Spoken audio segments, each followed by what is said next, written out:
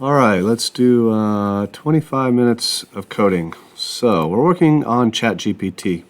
Initially, when I started on this, I thought, I probably could work on this for a week or two, but now that I've worked on it actually only maybe a day, I think I've got it good enough that I can go back to my regular work, and I may try to find a way to incorporate that. In fact, I know one way I'm going to do that, which is I've already done, is chart density does track all the Oracle stats pretty easily. And so what I'm going to do is have ChatGPT. I'm going to write a little program that will use ChatGPT to go through, $systat. Let's look at some of that if I can. Here, let's look at our metric work table. So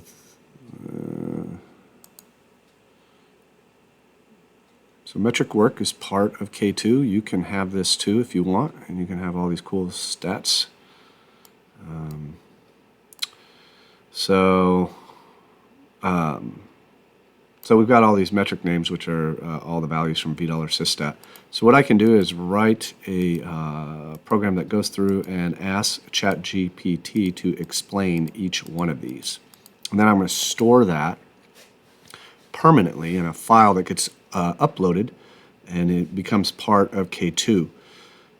And this is something that I've wanted to do. Is I wanted to build as part of chart density, making information more dense. I want like context to be there. So why should you have to go look for what ASSM CBK blocks examined is? We would want to store that knowledge in chart density as kind of a plug-in, so that all that, if you're monitoring your Oracle stats, you can just it'll know what to display. It'll have information for you. So, and that can be expanded over time into very specific information and things like that, links and things like that. So, whatever you're monitoring, if there's some kind of added information that can be added around the chart, we want to do that.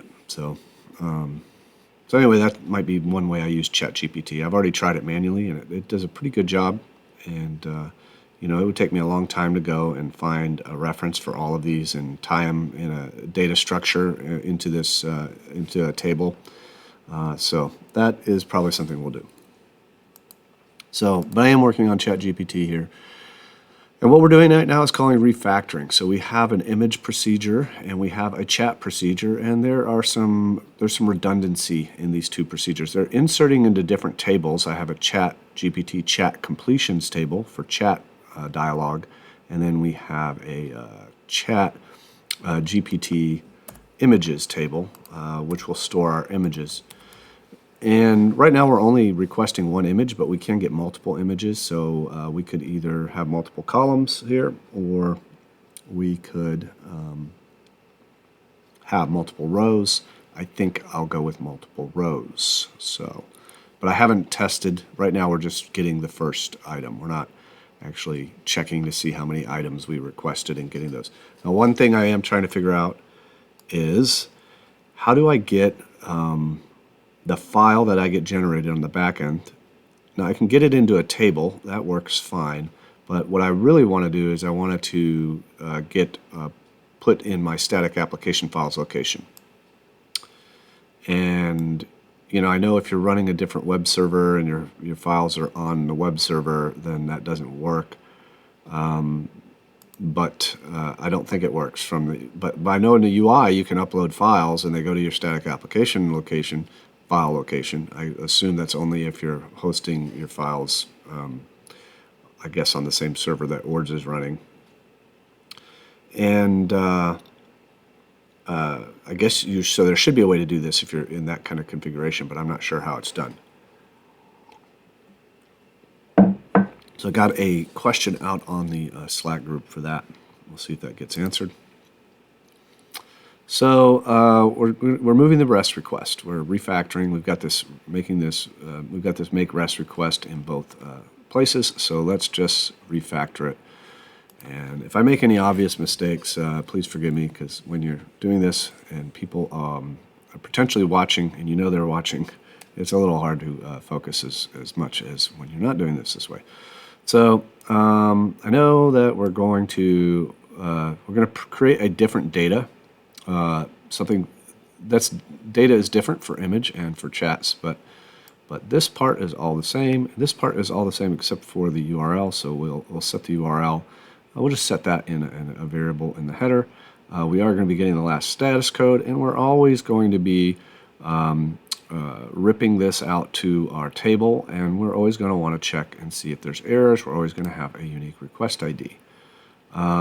So we can I could copy or cut. Let's go ahead and cut it. We'll cut it and go up here, and we are going to need that request ID. So we're going to take p request ID, which is varchar2, pass that in, and then we're going to replace v request ID down here with p request ID. So when this gets called, we're also going to need to pass in the, we're going to set the URL up here. No, actually, let's pass in, we'll pass in the full URL. We'll call it full URL, so we know what we're doing. A lot of times you'd have maybe that part, hard code or fixed in a variable or a config variable or something, but we're just going to, and I do want to save this, and when we call this down here, we're going to call make rest request, p request ID is equal p request ID, p full URL is equal to that. Okay, so make request full URL. Yeah, we're gonna put that there. This is a post, and of course we've got to pass in data. P data in is actually clob in case it's big, and so this is going to be data. Okay, this is looking good. So here, this line is going to get too long, so let's do this. P data is equal to data. Okay, so image request comes in, we create our data object, we make a REST request, and if there is an error, this is going to get raised up.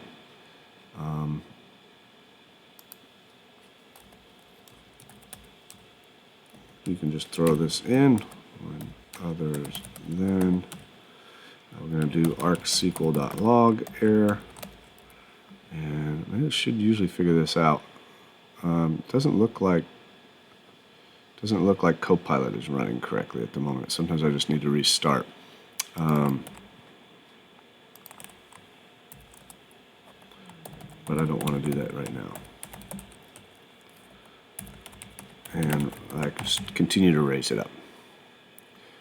Okay, so make a REST request. If this path exists, then the content is, we're going to grab the blue, we're actually going to grab this URL, yeah, it's going to give me back a URL. And then we're going to insert into chat images, and I think, let's look at our schema file. Where are we at?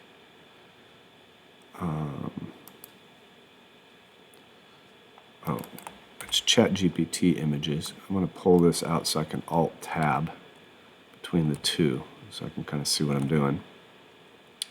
Yeah, ChatGPT. So we got the request ID, response status, and that is equal to last status code, which is global. Get set, content created. All right. So image working. Now what we need to do is assert no errors, since that is not going to be in our package header. It's going to need to be up here for that procedure to actually see it right here. Okay.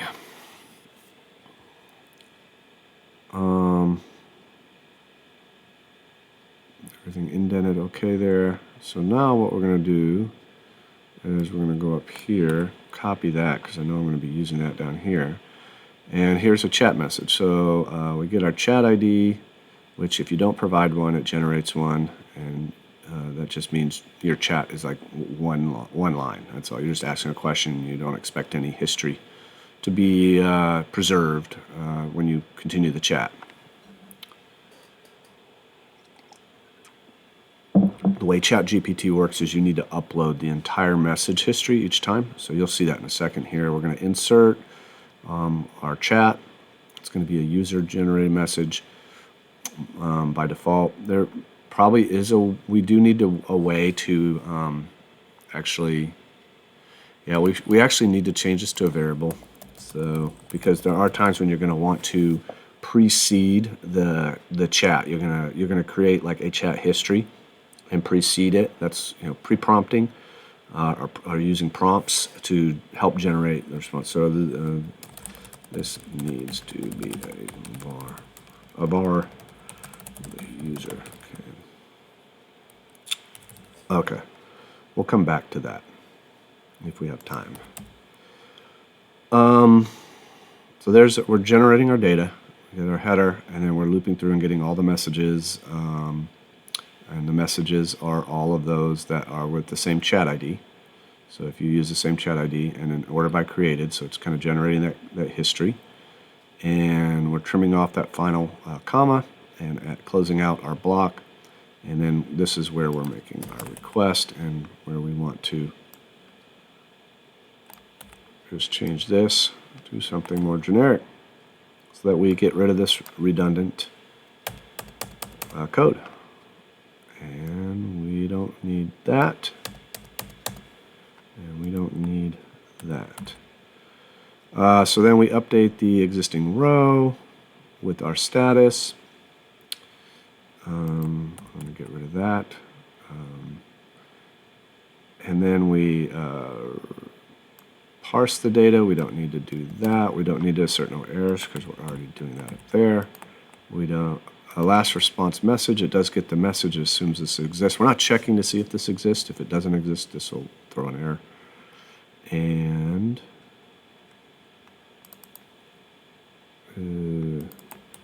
let's update our error handler. That's wrong, now it's right.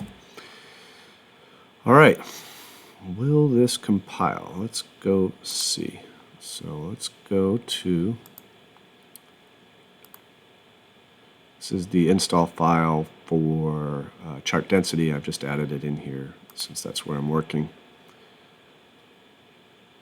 All right, now we deal with these one by one. P request ID on line 62 must be declared. So somewhere around here, P request ID, yes, that should be V request ID there. V request ID, and that's probably going to be a problem in here also. I know there's another error, but let's just go ahead and run it and see. Content 77, right. I changed the name. ChatGPT images, so I know what's happening here. So I've added this table, ChatGPT, but it already exists, but content is there, so why is it not getting created? Because I'm not dropping it each time I rebuild. So that will take care of that, and it'll get dropped. Okay, so this supposedly works. Let's see. So if we look, if we select star from ChatGPT images, we've got nothing. Let's change this to two bears. How about two bears? Two bears falling from a oak tree on top of a let's just a skyscraper. Okay, so let's see what that does. Run that. If this runs successfully, I'll be kind of impressed. It is taking a long time, which means it's probably running. Okay, so cool. So now if we do a select star from ChatGPT images, we have a row. We got a 200 response. That's our unique request ID. And our content should be right there. I don't have a form to display this, but what we can do is we can look at our JSON data table, and we can grab that. This is the value. And we go to our web browser and open a new tab. And let's see. Okay, there are two bears falling from an oak tree on top of a skyscraper. Could do better, but there you go. So that generated, that image should be stored in my database. I would love to know how to get that image to our static files location here, because then we could do some cool things with it. Although there should be plenty of easy ways to maybe store this in an object store and then reference that. So in Oracle Cloud, I'm pretty sure I can do that, and shouldn't be too hard. I think there's already some examples out there of how to set that up. So that's something that should probably be looked at. Also could use S3 or other storage mechanism and then do that. So, I don't have a need to do that right now, so I'm not going to spend time on it, but it seems like totally feasible. Can't think of any reason. Let's go ahead and close that. And let's go back, since we have a few more minutes, and let's look at, I had a to-do. Yeah, this needs to be a var that the user can set. And also, not every, so that's interesting here, because we may want to build a chat history. So we want to build the chat history, but we don't want to make any calls. We're just doing inserts into the, we're just building the chat history. So we're not always going to want to do this. I think, and we don't need to build our messages, we just need to do the insert. So that really is a different procedure. So this would be like procedure, maybe we'll just call it build chat. So what I'll do a lot of times is I just come up with whatever name works. We know we're going to rename it, and we just want to do p chat ID in varchar2 and p message in, and actually we want to have, this is where we want to have p user in varchar2, and this must be system user or associate. And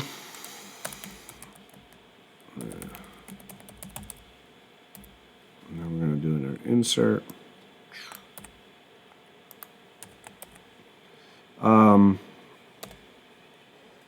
Now we could generate a request ID, but there really is no request. I think request ID can be null. Let's see. Yeah, it's allowed to be null. So I guess we'll just go with null. Okay. We probably want some way to designate in here that this is a user generated. This is user generated. It's kind of pre-prompts. In 6 minutes, I'm probably not going to necessarily. We'll put. Do I need to have?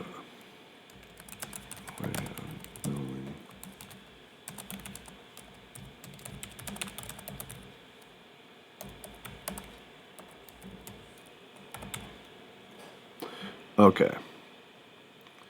Pre-prompts or prompt coaxing, I don't know what you want to call it. So this would be p user.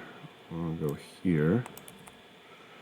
Request ID is going to be null for now. We'll just put that so it's explicit. So our chat ID, our role, our content is going to be the message, and that'll be pchat ID. So my comment, if I have a comment here, it would go here. Oop, and it's supposed to go like this. Did I do that everywhere else? Yeah, I've been slacking. The format for my comments to make them easily greppable is supposed to be a dash.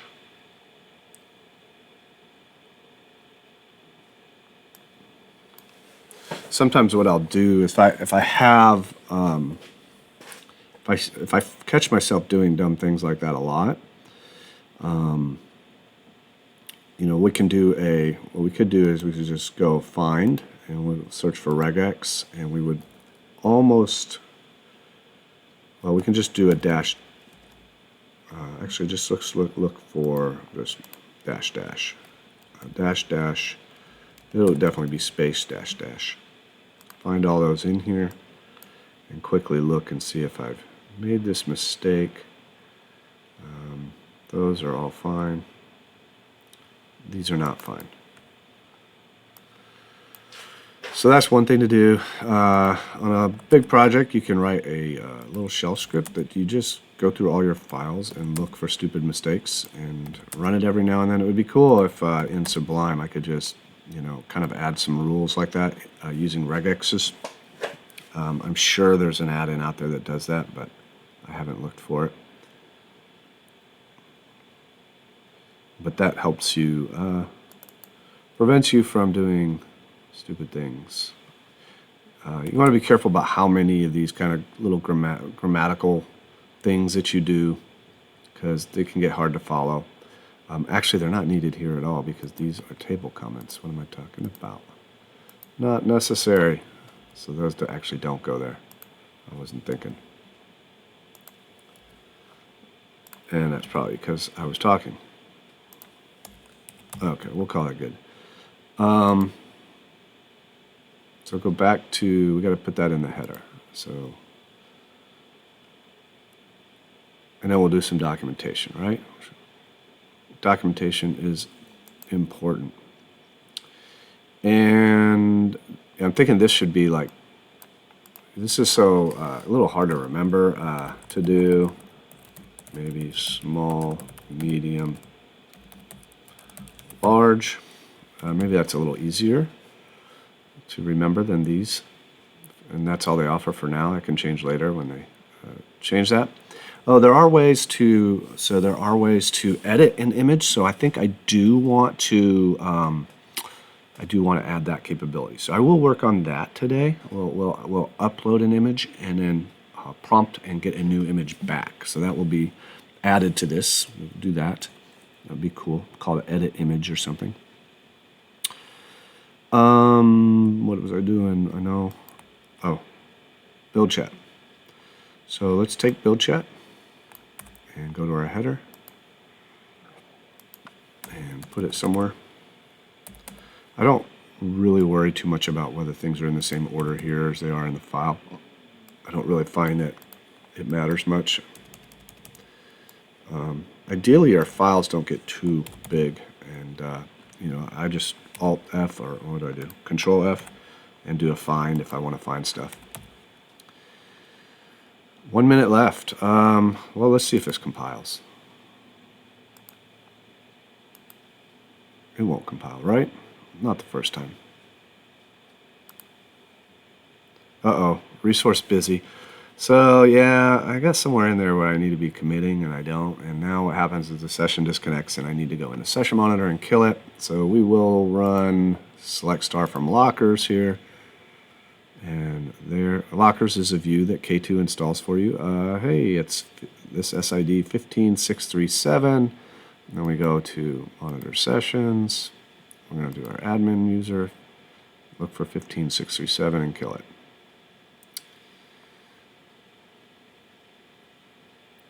And there it is. Kill. Not sure that that's doing that.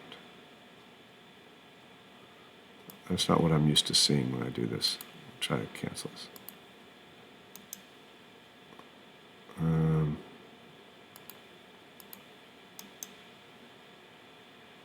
I think it's trying to do something down here. I don't want active SQL on this.